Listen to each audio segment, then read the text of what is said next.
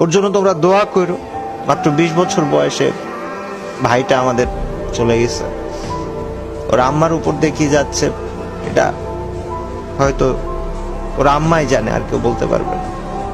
মানে বুঝতে পারতেছো ভাই যে তার ছেলে নাই।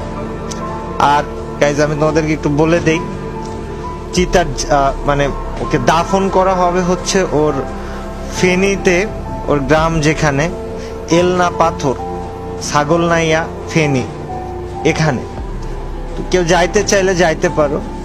আজকে সম্ভবত বাদ এশা ওর জানাজা অনুষ্ঠিত হবে এলনা পাথর, ছাগলনাইয়া ফেনীতে।